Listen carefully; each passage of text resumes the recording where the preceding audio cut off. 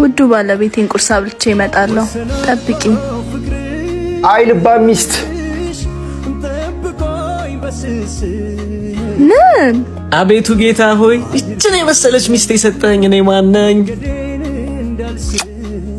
የታደልክ ነህ። ምን ትሆናለህ? እንዴት እኮ እንደምወድሽ። አልቀረብም።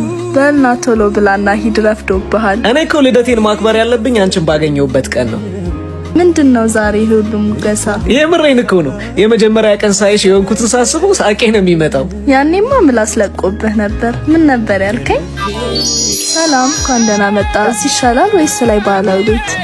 አንቺ የት ነው የምትሆኚው? እኔ ሁለቱም ጋር አለሁ። በቃ እኔም ሁለቱም ጋር ሆናለሁ።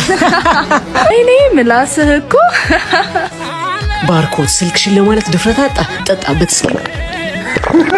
ማታ ጓደኞቼን ይዤ ስለምመጣ ስልክሽን ልውሰድ ማለቴ ቦታ እንድትይዥልኝ።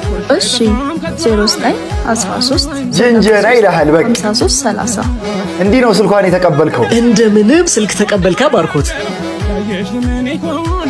እና መች ነው ራት የምጋብዝሽ? ሄሎ ጤና ይስጥልኝ። ወደ አብሲኒያ ለ10 ሰው ቦታ ያዙልን።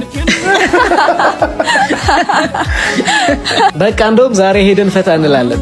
ኧረ ትችያለሽ አንቺ። ይሄ ሁሉ ባይዘቦይ ማለት ነው የመልካም ትዳር ወንዶች ምን ያህል ሲምፕል እንደሆኑ ግን የምታውቁት መጀመሪያ ላይ ስልክ ስታወራ ለወዱ ባለቤቴ ምግብ ላብላውና ከዛ መጣለው ምናምን ስትል ሰምተው እኮ ነው። በቃ ያቺ ላይ ሙሉ ቀኑን ነው የምታበራለት። ገባሽ?